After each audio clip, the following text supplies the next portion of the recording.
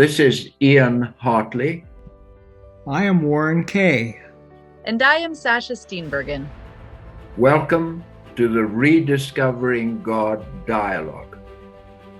We invite you to join us as we endeavor to see Him more clearly And love Him more dearly while following Him more nearly.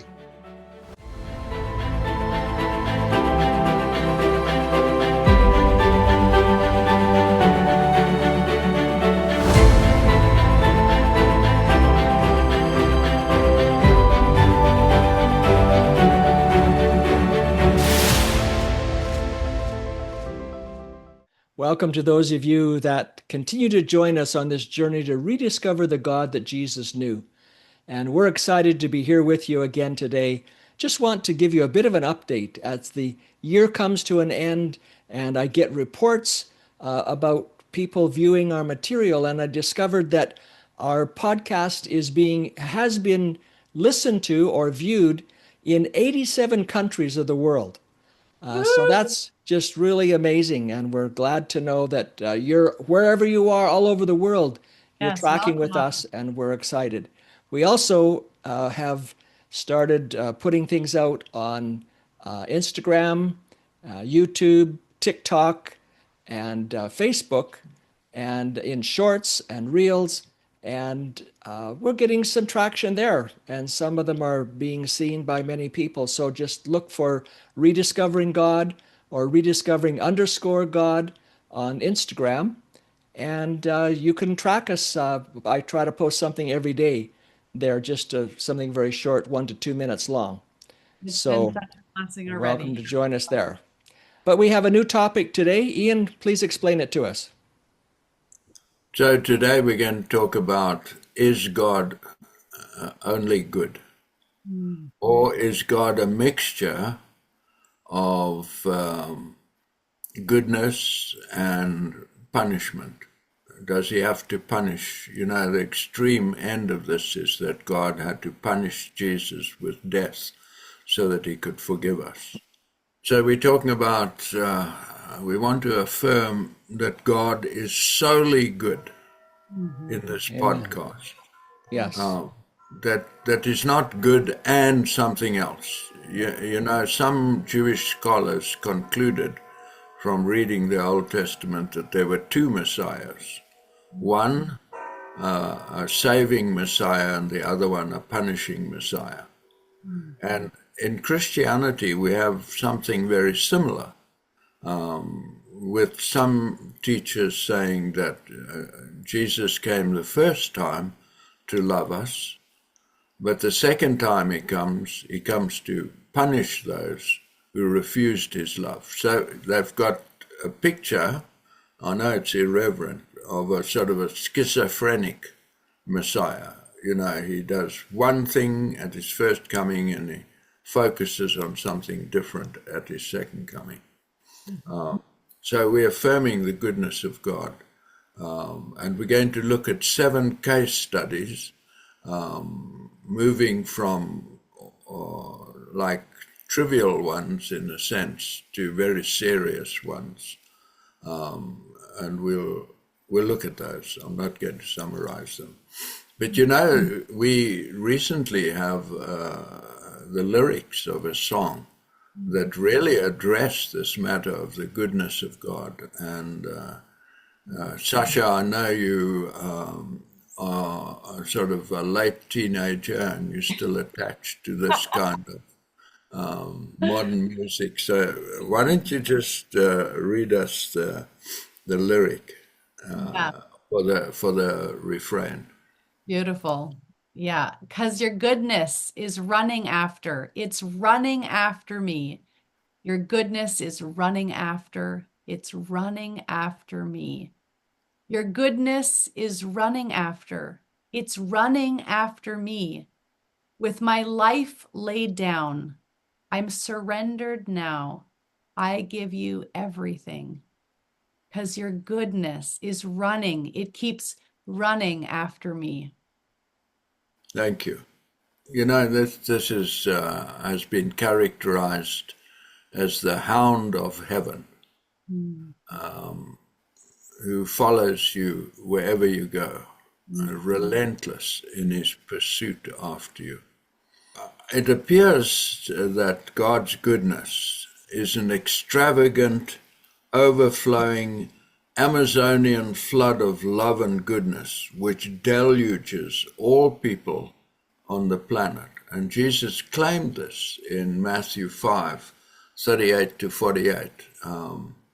We've read that quite often, where Jesus claims that his Father, and he's the only eyewitness of his Father, sends his rain on people irrespective of their moral commitment, standing, and he shines his sun on us unconditionally. And of course, what Jesus is saying is that God loves all people on this planet because they are his dear children that he made to love and serve. And this is it. And a mother's best love for her child only faintly reflects God's love.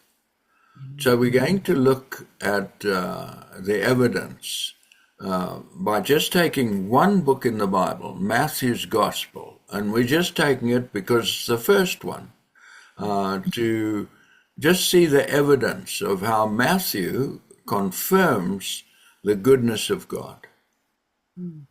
Ian, So, just before we go to Matthew, yes, as I was reflecting on the lyrics as Sasha was sharing them with us, I'm sure this was the verse that he based that song on, that inspired that song, was Psalms 23, verse 6. Surely your goodness and unfailing love will pursue me all the days of my life. And that's his goodness that keeps running after us. Beautiful. why didn't I think of that? You left it for me. That's right. A little share.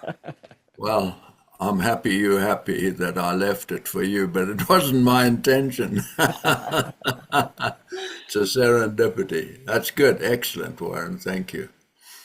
So, Matthew presents a unique picture of the goodness of God as demonstrated in the life of Jesus. So let's look at the first one in Matthew 1:21. This is what the angels sang to the shepherds. He will save his people from their sins. Yeah, he will save his people from their sins. This is what Jesus came to do. And then we have the statement about Jesus in Matthew 4:23. Jesus went through Galilee, teaching in their synagogues, preaching the good news of the kingdom and healing every disease and sickness among the people. News about him spread all over Syria, and people brought to him all who were ill with various diseases, those suffering severe pain and the demon-possessed, the epileptics and the paralytics, and he healed them. I mean, this is amazing. Imagine somebody showed up in Las Vegas who could heal people of every disease and cure them of depression, chronic depression, etc., etc. We'd all be buying tickets, if not for ourselves, for some family member, to go to Las Vegas. Yeah. You know, the hotels would be booked out, the airport would be overcrowded with commercial and private jets. Jesus became the best known person in Galilee and Judea because of what he was doing. And 10 times we have these instances of mass healings when everybody who's close to Jesus gets healed. And you can look at the document supporting this podcast to see the other 9 instances of where this takes place. This is a flood of God's goodness coming to earth through his beloved Son. Well, and this adds to the idea of why Jesus went away, why he didn't just stay here. If he was still here, this would still be happening, and it would be chaos wherever he is, because all these people would be coming. So it became necessary that he depart and send the Spirit to be with us, and wait until he can return. Yeah. Yeah, right on. So the unseen centurion's servant is healed when the centurion makes this request of Jesus, and is healed at a distance. Jesus doesn't touch him, he doesn't speak to him, nothing. It's astonishing. And then Peter's mother-in-law is instantly healed of a bad fever. And then we're reading 8 verse 16. When evening came, many who were demon-possessed were brought to him, and he drove out the spirits with a word and healed all the sick. Like, this is astonishing events. Two demon-possessed men of Gadara, that's on the other side of Lake Galilee, they were probably Gentiles, are delivered. They don't ask to be delivered, but Jesus delivered it. The paralytic who's brought to Jesus is forgiven of sin and healed. The healing of the bleeding woman and the raising of the ruler's daughter demonstrates the goodness of God to women too. Of course, in these mass healings, women were healed too. Two blind men's sight is restored, and they really pester Jesus. And the disciples want to get rid of them, but Jesus heals them. The dumb are healed, the demon-possessed are delivered. And this is what Jesus says in Matthew 11:28. Come to me, all who are weary and burdened, and I will give you rest. The world had never experienced anything like this before. And Jesus brought a flood of goodness and healing to the people. The newness of the prophetic voice of Jesus was the picture of God's goodness that Jesus brought to this planet. And coupled with the healing is the realization that if you were healed, you are also forgiven. Yes. And so he's forgiving all these people, which really upset the leaders because they had a certain way that they could benefit from people needing forgiveness, and Jesus was just forgiving them. Yeah. Yeah. So this challenged and changed the understanding of the cause of sin for those who were willing to listen. He forgave and healed gross sinners without some of them even asking for healing. Well, like he raised dead people who had never heard of him. Yeah. They couldn't ask for healing or forgiveness. Yeah. And they were not consciously sorry for their sins and did not have faith in him. He healed ungrateful lepers. The God Jesus represented was unheard of and unimagined. The grace and mercy Jesus breathed and spoke and lived is the greatest evidence that the God of the Bible is not an invention of some brilliant man's creative mind, because no one's imagination was large enough to encompass the grace of God revealed in Jesus Christ. True. So we're going to read the best known verse in the Bible and the verse that follows it right now. So we're reading John 3:16 and 17. For this is how God loved the world. He gave his one and only Son, so that everyone who believes in him will not perish but have eternal life. God sent his Son into the world not to judge the world, but to save the world through him. Not to judge or condemn, but to save or to heal the world through him. You know, the healing Jesus brought extends even to today. You know, once a year we celebrate Christmas, and the goodwill is palpable in all parts of the world. Something happens around the time of Christmas, even though it's over-commercialized and discounted in terms of its religious implications with all the buying and giving. But look at Romans 5 verse 8. but God showed his great love for us by sending Christ to die for us while we were still sinners. Yeah.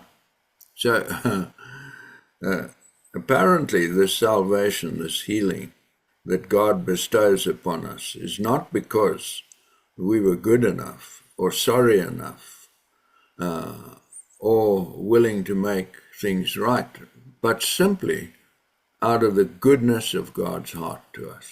Yeah. We're on 2 Corinthians 5:21. For God made Christ, who never sinned, to be the offering for our sin, so that we could be made right with God through Christ. Mm. So I have to comment on who was this offering made to. The offering was made to us. Yes. Mm-hmm. And it's when we realize that Christ gave his life in death to us that our imagination is caught up. Yeah. And we start to think differently and feel differently. And that runs out in acting differently.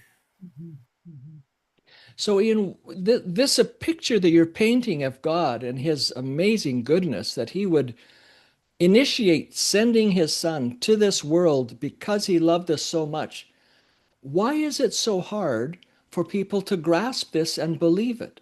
And there's multiple reasons for it. The one I'm thinking of right now is that this is so different to us, is that we find it hard to grasp, to imagine that a human being on earth could be this good. Mm. You know, somebody said that God made us in his own image, and then in response, we made God in our image. Mm-hmm. So we want God to punish the people we don't like. Mm-hmm. It's just in us. It's part of our DNA, so to speak. And so to discover that God does not think like that he didn't come to judge, to condemn, to punish, but to heal and to save us, this is far out. Yeah. Mm-hmm. I was just thinking of, when we think about that image of God and thinking about, is God only good and that he doesn't come to judge? I was thinking about the story of the flood and how this so ultimately helps me understand that God came to let them know there was going to be a flood. He judged the people in the sense that he revealed what was and knew what was going to happen, and came in the form of, I'm going to use a human to create a shelter and a refuge and a safety for anyone who wants it. Come into the ark and be saved. But the way that we learned the story through the words in the Bible were, I'm going to send a flood. I am going to kill these people who are wicked and who, I no longer am pleased with. And that, to me now, understanding that that's a human's interpretation of what God must be thinking, because humans want people to be punished for things that they do that are bad. And that isn't the picture of God helps me so much, because then I know actually he's just really busy trying to rescue us, really, Mm-hmm. really busy trying to restore us to himself, to keep us safe. Anyways, yeah. So you'll be happy to know that in one of the podcasts we're doing in the near future is about the flood and the apocalypse, the fiery end of the planet, Mm-hmm. and what God's role is in these worldwide catastrophes. Good. Good. Yeah. So thank you for that promo. So, we've been talking about the goodness of God, which is always running after us. Mm-hmm. And if you've been listening, your mind is saying, but. What about all these stories? So we're going to look at some of these stories. What about God who destroyed Sodom and Gomorrah? What about God who sent the Israelites back into the desert for 40 years after the negative report by 10 spies? What about God destroying everyone with Noah's flood? What about the genocides committed on instruction of God? Surely we must know how God can claim that he is infinite goodness and yet appear to be complicit in these horrendous acts of violence. So we don't have time and space to answer all the questions that arise, but here are 7 case studies that establish the unbelievable love of God for sinners. We make one caveat before we continue. This caveat helps us to understand the Old Testament. The devil is never mentioned in the Old Testament. Satan is mentioned in 3 places, but he's not the devil. The idea that the devil and Satan are synonyms is a New Testament development. In the Old Testament, the Satan, and he has the definite article indicating that this is a representative being, not one particular being, is somebody who served as a prosecutor. In our legal system, if you want to have a court case, you need somebody to lay the accusation of what needs to be addressed. So that's the public prosecutor. And that is what the Shaitan does, or the Satan in the Old Testament. So the implication is this, is that all supernatural events, good or bad, were attributed to God by the authors of the Old Testament. And one of the reasons the writers made this attribution of bad supernatural events was that they were monotheists surrounded by polytheists, and they would have no supernatural being competing with their powerful creator God. Mm. So this is important to understand why they don't want to have any other supernatural being that can threaten their creator God. And you're also saying that idea of the Shaitan, that was, as the prosecutor, was the Jewish belief of Satan's role, right? Yes, of the Shaitan's role. Yeah. And didn't make him an evil being. Right.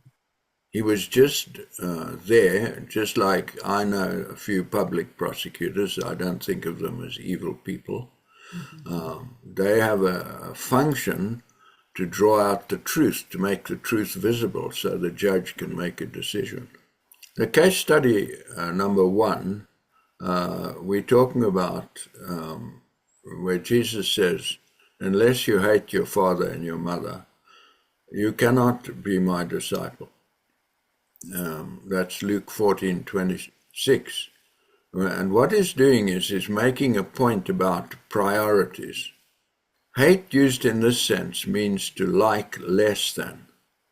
Jesus is saying, unless your love for me is greater than your love for earthly family and friends, you will end up deserting me. And some of the modern translations have captured this meaning and use more literal language. For instance, Luke 14:26 in the New Living Translation reads as follows. If you want to be my disciple, you must, by comparison, hate everyone else. Your father, your mother, wife and children, brothers and sisters, yes, even your own life. Otherwise, you cannot be my disciple. So we have a parallel situation with this word hate. In our society, people will declare they hate broccoli. Mm-hmm. Now, they don't actually mean they would like to see all broccoli incinerated for all time. so that there's never any possibility of eating broccoli again. Or maybe some people do actually mean that. Some might.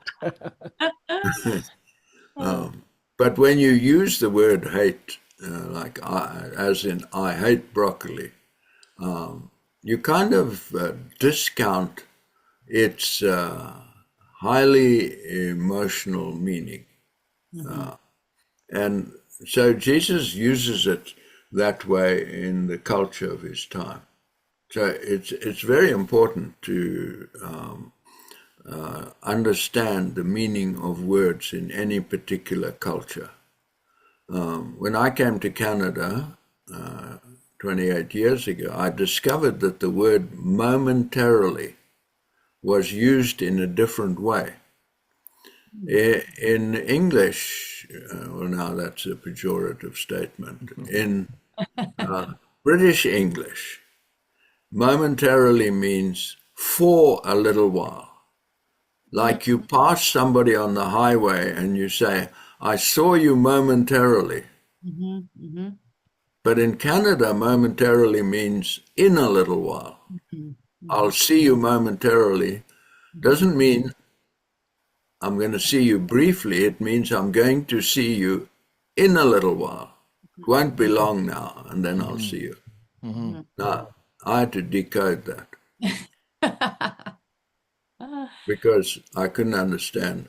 And then there's the other one that's quite humorous, is somebody said to me on the telephone, I'm going to let you go. Now, I'd never heard that before.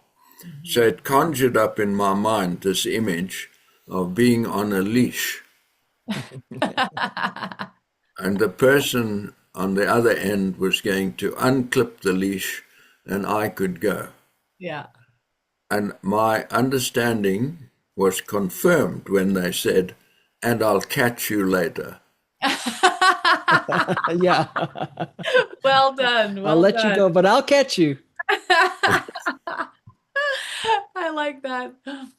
So this is why it's so important to decode what words mean. You know, even for other people, they use a word or you use a word and this upsets them and you don't understand why, but it's because their meaning they attach to that word is different to the meaning you attach to it. Yeah. Okay, the second case study is this one that really bothers people in Malachi 1 verse 3, which says, Jacob I've loved, but Esau I've hated.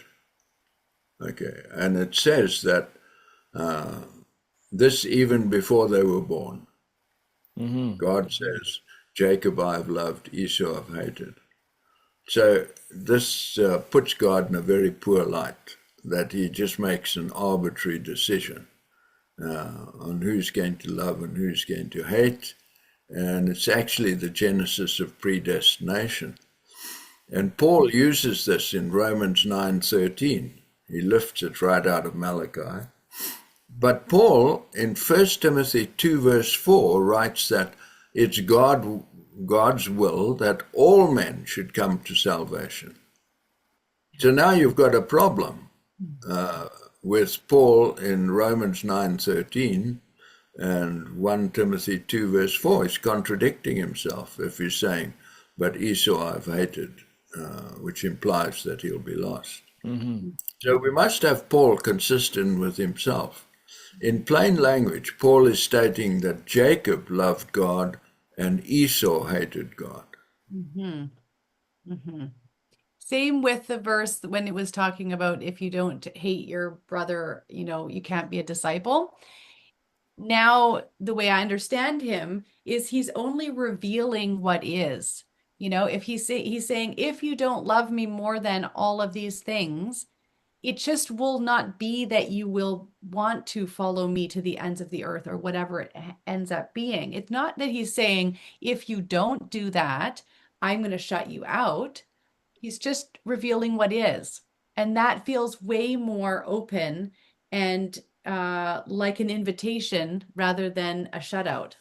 Yeah, I like that. It's almost like the prediction isn't causation. Yeah, He's exactly. revealing what will happen, but he's not going to make it happen. Yeah, yeah. And he will not actively shut the door. He's just saying it just unfortunately is what it is. Yeah.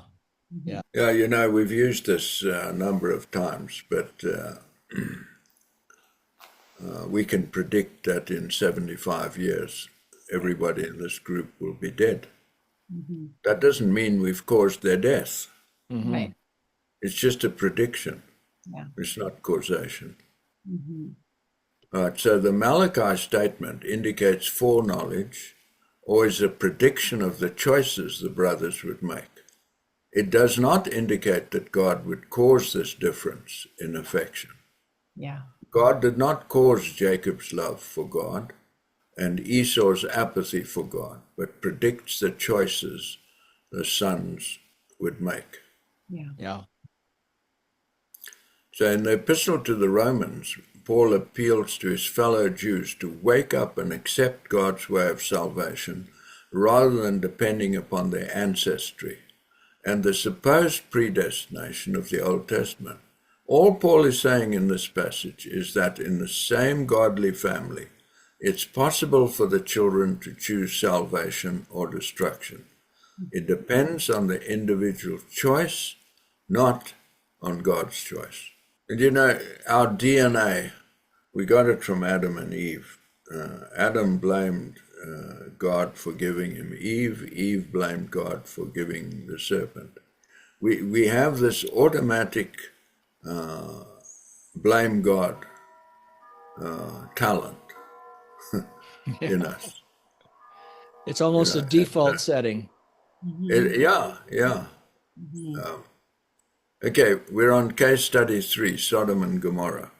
Mhm. The explanation for the destruction of Sodom and Gomorrah given in Isaiah is very interesting.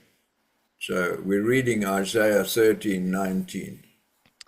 Babylon, the jewel of the kingdoms, the glory of the Babylonians' pride, will be overthrown by God like Sodom and Gomorrah. Okay, so I don't know if you get this simile here.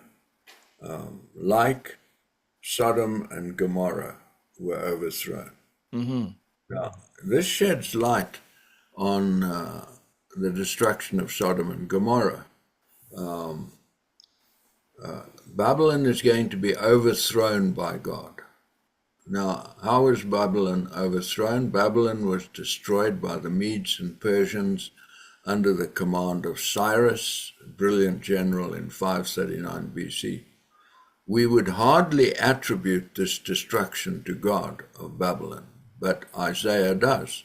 Isaiah further claims that this was the way that Sodom and Gomorrah were destroyed.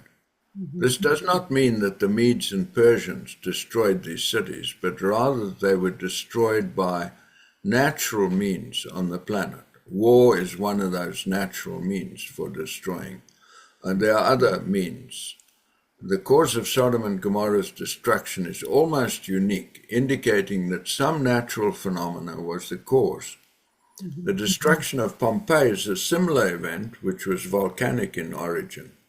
It is wiser to say at this point that this could have been a natural disaster that was predicted by the angels who came to visit Abraham. That verse is very insightful and helpful in explaining what happened. Excellent. Yes.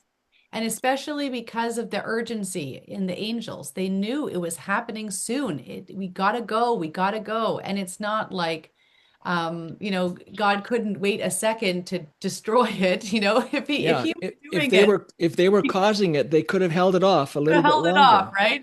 Yeah. Yeah. Okay, we're on the case study 4, and I remind you now, we're looking at these cases which seem to contradict the goodness of God. So we've looked at 3 buts to the goodness of God. I'm not sure how I can see from Sasha and Warren that I think we're on board together. Mm-hmm.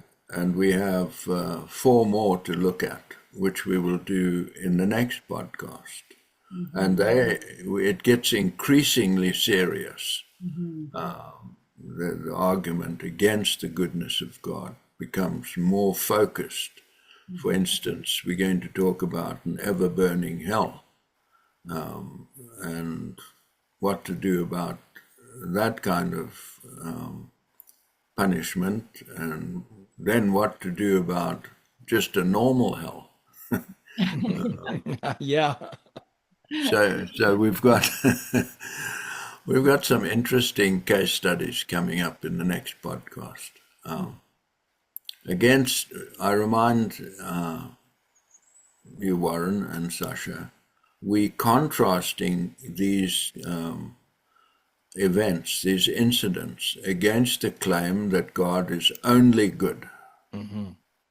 That's why we're looking at them, because they seem to prove the opposite. But when you look at the details carefully, they don't. Let's pray together. Dear God, your goodness has always run after us. You came and looked for Adam and Eve when they hid from you. And Jesus, you came to look for us like the Good Shepherd. And one day you'll come again looking for your friends to take to heaven. It's no one like you. We worship you. Amen. Amen.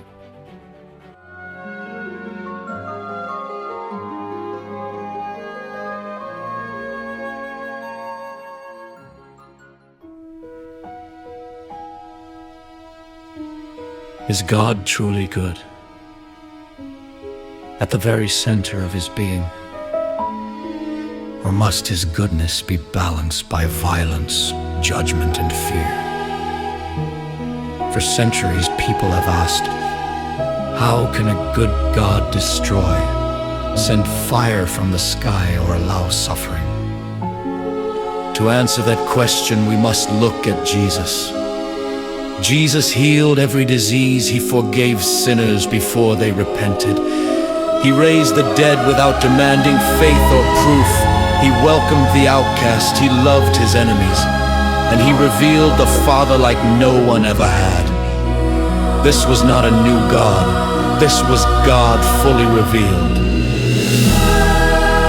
So what about the dark passages? The fire, the floods, the destruction?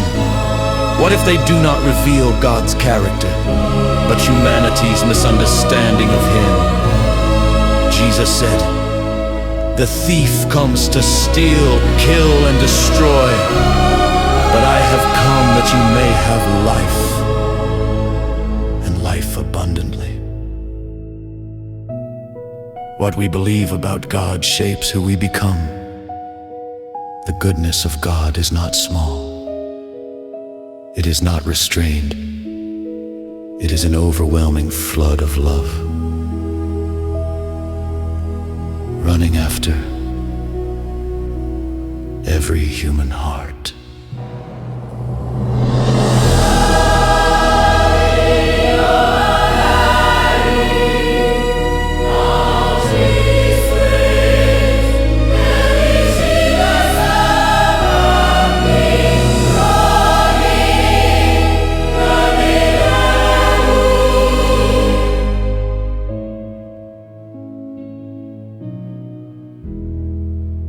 You can find the PDF document that we've been using to record the podcast on our website, rediscoveringgod.ca. And if you want to send us an email, you can do that at rediscoveringgod20@gmail.com. Perfect. And then we would love to invite you to join us on Monday nights on Zoom. You can just type in 403-506-9201. You'll be admitted into the room, and it's a lovely community of people. We love to share together. It's always so encouraging, and we absolutely would love to see you there. We have people from Australia, United States, and across Canada that join us, and it's a wonderful time. So that's 6:30 Monday evenings, Mountain Standard Time. And then also we have started about a month ago, starting putting things out on social media. So you can find the 2-minute summaries of our podcasts that we're putting out there on Facebook, Rediscovering God Facebook, or Warren K Facebook. Also Instagram, Rediscovering_God on Instagram, as well as you can check it out on TikTok, which is really kind of fun, as well as YouTube. And so we really look forward to seeing people. It helps to share it when we like and comment and share it with a friend. It really does help the algorithm, so it does boost it up so more people get to see it. And so I know I'm blessed every single day when I get my new little clip and or carousel, and absolutely I'm so encouraged by it. thank you for joining us. And we'd love to hear from you and discover how rediscovering this God that Jesus knew is changing your life.